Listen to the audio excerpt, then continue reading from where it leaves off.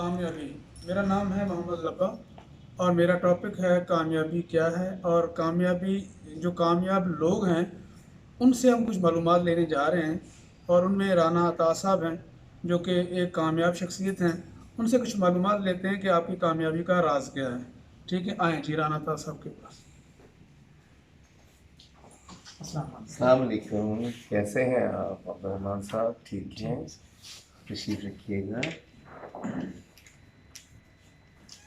Sir, आपसे कुछ मालूमात लेने हैं कामयाबी के हवाले से कि कामयाबी जो है वो कैसे इंसान हासिल करता है।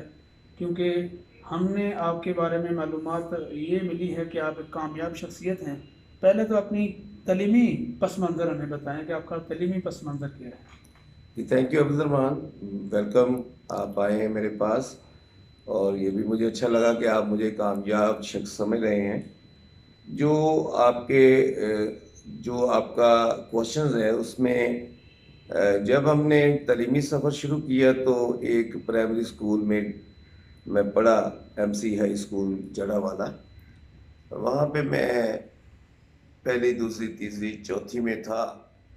तो मैं घर से टीवी देखने बाहर चला जाया करता था।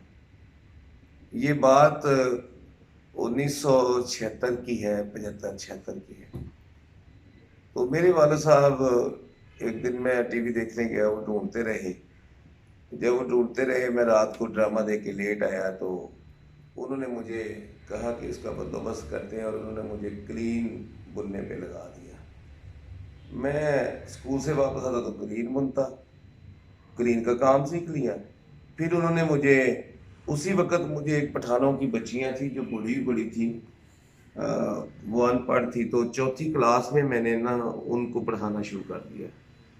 मैं चौथी क्लास में उनका टीचर बन गया। वो ही एक आधा साल मैंने उन्हें लिटरेट ही किया तो उनकी शादी हो गई। उस वक़्त से मैं ये पढ़ाई, पढ़ने पढ़ाने और इसमें लग गया। फिर मैंने 8वीं तक, जब 7वीं 8वीं तक गया तो मैं अकेडमी जिसमें पढ़ता था उसी में मैं पढ़ाता नहीं था। 8वीं में था, 7वीं की क्लास लेता था। इसी तरह 9वीं 10वीं किया तो नीचे के काम आ गए थे, क्लीन के काम मैं बहुत ज़्यादा करता रहा। वो स्किल है मेरे पास। इन द मीन टाइम मैंने उसी पीरियड में, मेरा एक भाई था जिसको एपिलेप्टिक था, दौरे पड़ते थे। उसको बजाय किसी से काम सिखाने के मैं खुद पहले काम सीखा उसको सिखाने के लिए। मैंने कुर्सियाँ बुननी सीखी, मैंने पॉलिश करनी सीखी, मैंने फर्नीचर पॉलिश सीखा, मैंने चारपाइयाँ बननी बुननी सीखी। ये सारे काम मैंने उसलिए सीखे और इस तरह एक सीखने सिखाने का काम लर्न एंड अर्न साथ साथ होना शुरू हो गया। मैट्रिक के बाद कॉलेज में एडमिशन लिया और वहाँ मैंने इंटरमीडिएट में टॉप किया और कॉलेज की 100 से ज़्यादा कुर्सी जो है वो मैंने 10 कुर्सियाँ सैंपल बना के कॉलेज में बैठ के बना के उन्हें दी।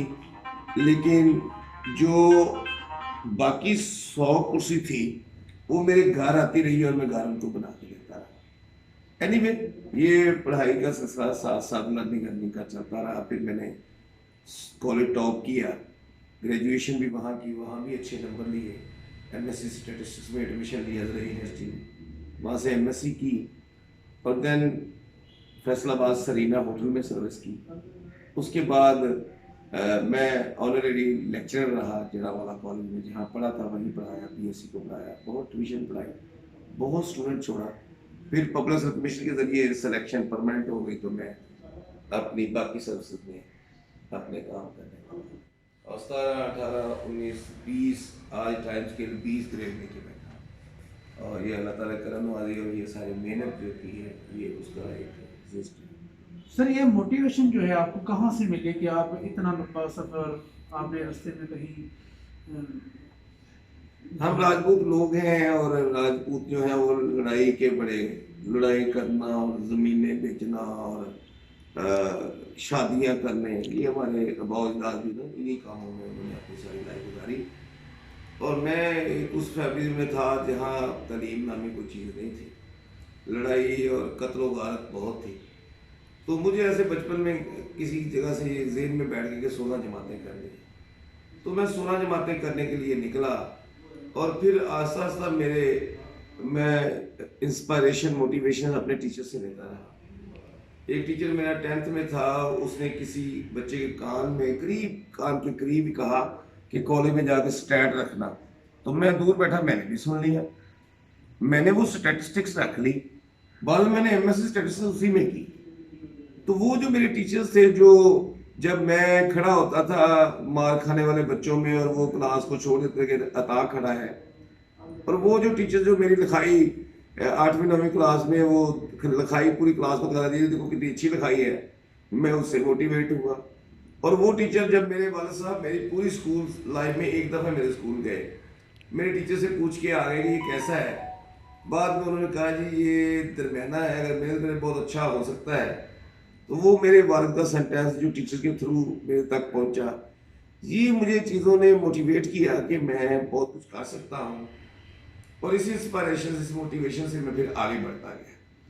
और उसी सब्जेक्ट में जब मैं 9th में था, और असगर साहब टीचर थे एसएसटी, वो हमारे प्राइमरी स्कूल के जो टीचर थे उसके बेटे थे।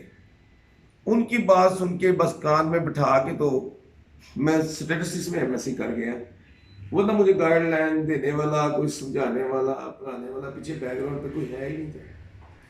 सर दूसरा आपसे ये सवाल करेंगे कि ये कामयाबियों के लिए किन किन मसाइल से गुजरना पड़ा आपको? देखिए, जो सेल्फ मेड इंसान होता है, लर्निंग अर्निंग जो साथ करता है, उसको तो मसाइल ही मसाइल होते हैं। मुझे नहीं पता मेरे वाला साहब मुझे किताबें कापियाँ कहाँ से लेके देते रहे। वो एक कांस्टेबल थे, वो पाकिस्तान बनने से पहले जो जंग हुई थी उसके वो गाजी थे, आर्मी में थे। जब वापस आए तो वो डिप्टी नज़ीर अहमद के साथ अटैच हो गए। डिप्टी नज़ीर अहमद की फैमिली को फौजी यूनिफॉर्म पहन के इंडिया से लेके आए थे जब कत्ल आम हो रहा था, सिख कत्ल कर रहे थे। उस वक्त वो उनके साथ अटैच हुए। तो वालिद साहब उन्हीं के साथ उनके घर रहे, और उनके एक अजीज थे जो एक्साइज एंड टैक्सेशन में थे। जब वालिद साहब उनके घर से जाने लगे तो उन्होंने कहा आपने कुछ करना है तो मेरे लिए मुझे एक्साइज में करवा दें। वालिद साहब को एक्साइज में उन्होंने करवा दिया। तो वालिद साहब ज़ाहिर है एक क्लास 4 जैसे लेवल के कांस्टेबल थे एक्साइज एंड टैक्सेशन में, उन्हें शौक था कि बच्चा पढ़े। तो एक तो उनका शौक था, मुझे नहीं पता वो मेरा ये जो सारा कुछ किस तरह से पूरा करते रहे। लेकिन हाँ, जब मैं अभी पढ़ रहा था तो उनकी डेथ हो गई, इन सर्विस उनकी डेथ हो गई। इन सर्विस जब डेथ हो गई तो मेरे छोटे भाई ने वो जो है ना, वो किसी शॉप पे काम करता था, वो सब्जी की थी, वो पैसे लेके आता था, हमारा घर चलता था। लेकिन उन्होंने मुझे कहा आप पढ़ो, मैंने एमएससी में एडमिशन ले लिया और मैं लर्निंग अर्निंग साथ ट्यूशन पढ़ाने लगा। और वो जो फौजी स्कॉलर, मेरे वाला साहब फौजी थे, तो 5वीं क्लास से मुझे फौजी स्कॉलरशिप मिलने लगा और मैंने एमएससी तक लिया। उस स्कॉलर की बेस पे मैं पढ़ा। जब मैं यूनिवर्सिटी में था, मेरे कपड़े अपने नहीं थे, मेरे छोटे भाई ने अपने के दोस्त के कपड़े मुझे दिए थे, लेकिन वो मैं पहन के पढ़ा करता था। तो मेरे विश थी कि मैंने पढ़ना है। तो इस तरह से कपड़े भी जिसके पास पहनने के लिए ना हो। जब ग्रेजुएशन में कर रहा था तो मेरा एक दोस्त था गुरेजा, रशीद गुरेजा का, इफ्तिखार गुरेजा था उसका नाम। रशीद गुरेजा बहुत बड़ा नाम है, उसका वो कज़न था। मैंने उसे कहा इफ्तिखार आपने जब 4th ईयर में जाना तो आपने बुक तो लेनी होगी। तो मैं पहले 4th ईयर में चला गया, आप 3rd ईयर में हो तो आप मुझे स्टैट की बुक ले दो, वहाँ से जो मैं पढ़ूंगा वो मैं निशान लगा दूंगा, वो चीज़ें आपको बता दूंगा। वापस आप जब 4th ईयर में जाओगे वो बुक ले लेना। तो इस तरह से मैंने बुक्स लेके इस तरह से लर्निंग अर्निंग साथ करके यूनिवर्सिटी में चले गए। तो वहाँ से यूनिवर्सिटी में सारी किताबें यूनिवर्सिटी देती है, पढ़ो एमएससी करो, वापस उनको दे के आ जाओ। तो जब 300-200 घर में पेंशन आ रही हो, पहले पेंशन भी नहीं आ रही थी, और फिर साथ यूनिवर्सिटी के खर्चे भी हों, हॉस्टल के खर्चे भी हों। मेरे उस्ताद है, मेरा सारा रमजान साहब है, उन्होंने सारा खर्चा उठाया, मुझे मेरी एमएससी भी करवाई और मुझे हॉस्टल के भी पैसे दिए। तो मैंने उनसे कर्जे हंसना लिया। मैं चाह रहा था कि ये मैं नहीं ले सकता। उन्होंने कहा ये कर्जे हंसना है, जब आप पढ़ जाओगे नौकरी पे लग जाओगे वापस कर देंगे। वो ऐसे उन्होंने सहारा दिया मुझे ज़हनी तौर पे फिट करने के लिए। जब मैंने एमएससी कर ली, मैंने उन्हें पैसे, पहले ही मुलाजमत लगी, मैंने पैसे वापस दिए तो उन्होंने कहा नहीं मैंने नहीं लेने। तो इस तरह से बहुत से मसाइल रहे। फैमिली जो अनपढ़ फैमिली थी, वालिद की डेथ होने के बाद मेरे तायाजाद कज़न आए और वो हमारी जगह पे भी उन्होंने कब्जा किया, ज़्यादा ले लिया और वहाँ पे मट्टी डलवाई हुई 100 रुपया लेने आ गए। हमारे घर में 100 रुपया भी नहीं था। तो डेट्स वाई वो सारा कुछ होता रहा, चलता रहा, लेकिन वो मेरी कमिटमेंट को कोई चीज़ जो है ना वो तोड़ नहीं सकी कि मैंने एमएससी करनी है। फिर अल्लाह शायद है कि जब एमएससी भी की, मेहनत भी की, तो फिर जल्द ही पब्लिक कमीशन के थ्रू मुझे 17 ग्रेड भी जल्दी मिल गया। मेरे साथ वाले साथी जो बहुत अमीर थे, जिनके घर में जाके पढ़ा करता था, मेरे घर का एक ही कमरा था, इसमें सारे बहन भाई वालदा वालदा हम सोते थे, लेकिन पढ़ने के लिए किसी के घर जाके नाइट में पढ़ा करता था। तो वो लोगों के साथ जिनके साथ मैं पढ़ता रहा वो आज भी वेले हैं, और जिनके साथ 10 साल मैं पढ़ता रहा वो मुझसे नौकरी भी उन्हें 10 साल बाद मिली। मैं मैसेज स्टार्ट करके जब 90 में भर्ती हो गया, वो 10 साल बाद उनको वो इमिग्रेशन उन्होंने किया था, दोस्त थे मेरे फीस था, तो 10 साल बाद लेक्चरर बने। तो इस तरह से मसाइल तो आते हैं, ये सारे मसाइल को मैंने कभी लिफ्ट नहीं कराई, समझा ही नहीं, बल्कि इनके साथ फाइट किया। दूसरा सर, हमें क्या मैसेज देंगे, आने वाली जनरेशन को क्या मैसेज देंगे कि आप ये जो कामयाबी है या कामयाबी आप किसी भी अपनी ज़िंदगी में जो भी आपने एक टारगेट रखा हुआ है उसको अचीव करने के लिए हमें क्या मैसेज देंगे? सिंपल मैसेज तो ये है कि मुसीबतों, मसाइल, किसी चीज़ से घबराना नहीं चाहिए। बहुत गोल्डन एग्जाम्पल, इससे बड़ी एग्जाम्पल कोई हो नहीं सकती। आप सल्लल्लाहु अलैहि वसल्लम जब पैदा होते हैं तो यतीम पैदा होते हैं, वालिद की डेथ पहले हो गई होती है। तो आप दुनिया के बेहतरीन लीडर हैं, आपसे बड़ा कोई लीडर नहीं है। कितने आपने मसाइल उठाए, लेकिन अपना काम जारी रखा। कोई भी मसला हो, मसाइल हो, जब आप एक टारगेट ले लें, उसको अचीव करें, सारी रुकावटें ख़त्म हो जाती हैं। और ये अल्लाह ताला पे भरोसा रखें कि जो मेहनत करता है उसका फल उसे ज़रूर मिल जाता है, बेशक लेट मिले। अल्लाह के साथ ऊपर एक पूरी कायनात का सिस्टम चला रहे हैं। ये दुनिया तो छोटी सी है, ज़मीन तो अर्थ तो छोटा सा है। अर्थ के ऊपर रहने वाले लोगों को अल्लाह ताला अपने सिस्टम में चला रहे हैं। ज़मीन पे चलती हुई चींटी जो है, अगर वो भी दर्द रखती है अपनी कम्युनिटी का, कहती है काफिला आ रहा है, अपनी बिलों में घुस जाओ, कहीं कुचले ना जाना, तो अल्लाह ताला की ज़ात अर्श पे बैठ के उसकी आवाज़ सुनते हैं और उसका नाम कुरान में लिख देते हैं।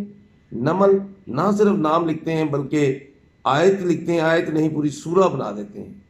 तो अल्लाह ताला कारसाज है, कादिर मुतलक है, ज़मीनों आसमान के बनाने वाला मालिक है, खालिक है। सारे काम वो कर रहा है। आपके ज़िम्मे जो काम है, मेहनत वो करते रहें और अल्लाह को गवाह बना के करते रहें। अल्लाह ताला की ज़ात पे सब आसानियाँ पैदा कर दें। Thank you sir.